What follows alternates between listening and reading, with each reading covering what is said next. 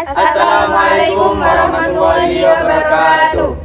Baik, kami dari kelompok 3 akan menjelaskan tentang filsafat Yunani, filsafat Timur, dan juga filsafat India. Sebelum kita menjelaskan lebih lanjut, alangkah baiknya kita memperkenalkan diri. Baik, dipersilahkan kepada rekan kita. Perkenalkan, nama saya Nadia Kumairo dengan NIM akhir 11. Saya Ira Dwi Ayu Julia dengan NIM akhir 07. Saya Natasha Salsa Sabila dengan NIM akhir 29. Saya Ahmad Umamul Muslihin dengan NIM akhir 28. Saya Muhammad Salman Al-Farizi dengan NIM akhir 31. Baik, mari kita saksikan dan kita pahami apa itu filsafat Yunani, filsafat Timur, dan filsafat India. Saya akan menjelaskan tentang filsafat Yunani kuno. Sebelum memperdalami filsafat Yunani kuno, di sini saya akan menjelaskan sejarahnya. Filsafat Yunani kuno muncul pada abad ke-6 Pramasehi sebagai tonggak sejarah penutup abad ke-8 Yunani. Filsafat Yunani terus bertumbuh pada zaman Hellenitis maupun pada masa negeri Yunani dan negeri-negeri rantau Yunani menjadi bagian dari wilayah kedaulatan Kekaisaran Romawi. Mengapa disebut filsafat Yunani?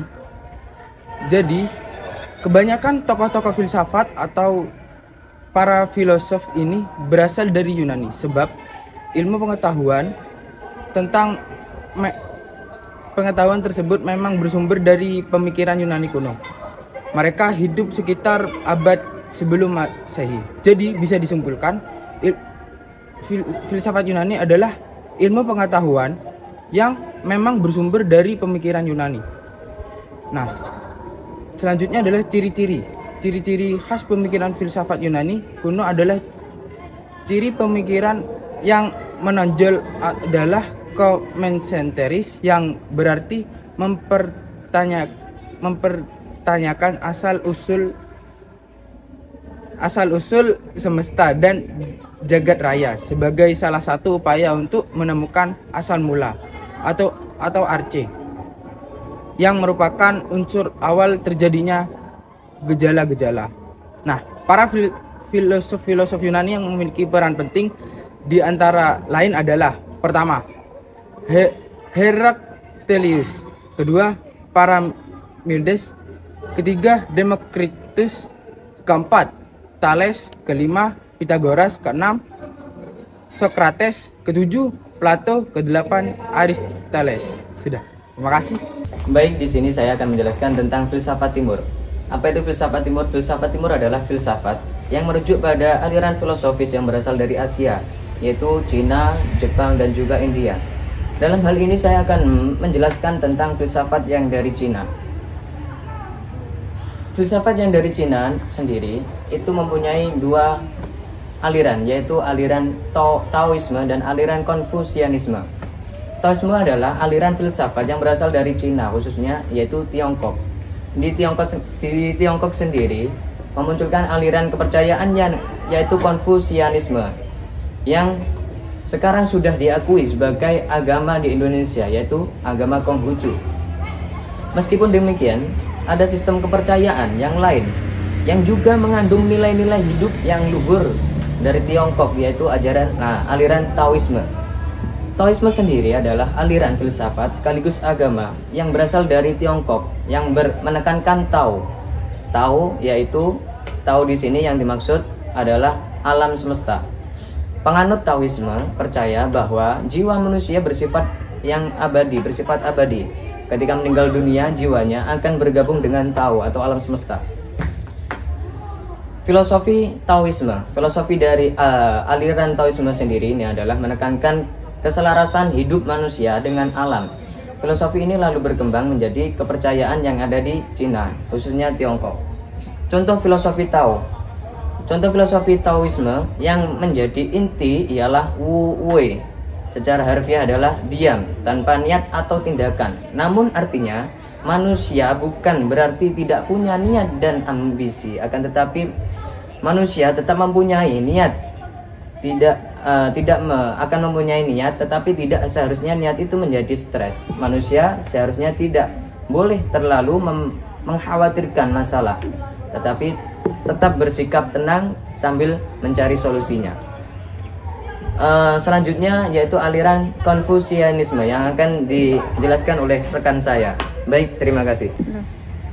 Di sini saya akan melanjutkan tentang filsafat timur, yaitu Konfusianisme. Konfusius yang berdiri pada tahun 551 sampai 479 sebelum Masehi adalah pendiri dari Konfusianisme. Konfusius lahir di dekat kota yang sekarang dikenal sebagai Khufu. Pada usia 19 tahun, dia menikah dengan Qi Guanxi dan mempunyai anak laki-laki yang bernama Kong Li. Pada usia 53, kemampuannya diakui oleh penguasa negeri Lu dan diangkat menjadi Menteri Kehakiman di negeri Lu.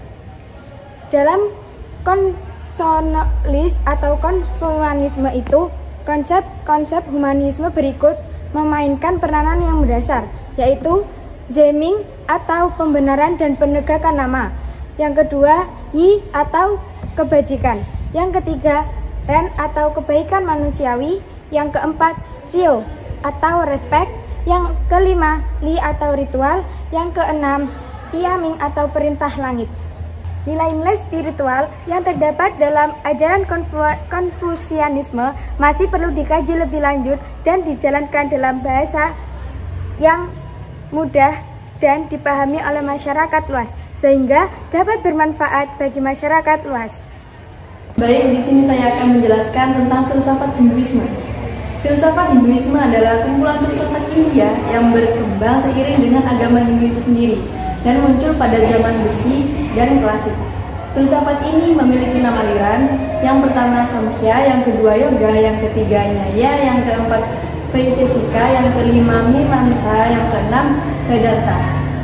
Filsafat Hindu ini bisa disebut dengan darsana, merupakan proses rasionalisasi dari agama dan merupakan bagian integral dari agama Hindu itu sendiri dan tidak bisa dipisah-pisahkan. Agama memberikan aspek praktis, ritual, dan darsana memberikan aspek filsafat itu sendiri. Aspek fisika, aspek metafisika, aspek epistemologi, sehingga antara agama dan darsana saling berhubungan.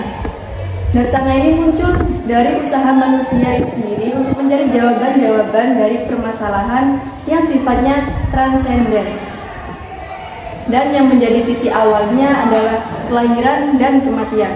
Seperti mengapa manusia lahir, apa yang menjadi tujuan dari manusia itu lahir, bagaimana manusia itu meninggal, dan lain sebagainya. Inilah pertanyaan yang menjadi titik awal dari filsafat Hinduisme itu sendiri.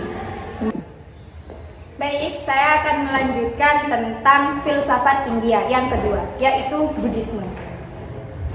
Buddhisme sebagai salah satu aliran filsafat dalam pemikiran filsafat India. Buddhisme merupakan jalan kebijaksanaan yang bertujuan untuk memperbaiki dan menyeimbangkan kualitas hidup manusia. Menurut Muji Sutrisno, ajaran Buddhisme mudah diterima dengan ketentuan sebelum mengenalnya harus memiliki kesadaran memahami kerangka jalan kebijaksanaan. Ajaran pokok Buddhisme dijabarkan dalam Arya Satani atau 4 kebenaran mula dan 8 jalan kelepasan. Menurut Harun Hadiwijono, Arya Satani meliputi duha, samudaya, niroda, dan marga. Penjelasan yang pertama yaitu tentang duha. Duha memiliki pengertian penderitaan, ketidakpuasan, kesedihan, kemalangan, dan keputusasaan. Yang kedua yaitu samudaya. Samudaya sebagai sumber duha adalah noda-noda atau kotoran batin. Yang ketiga yaitu niroda. Niroda yaitu penghentian, kepunahan, dan penindasan. Yang terakhir yaitu marga. Marga adalah jalan kelepasan, yaitu cara-cara yang harus ditempuh kalau kita ingin lepas dari kesengsaraan.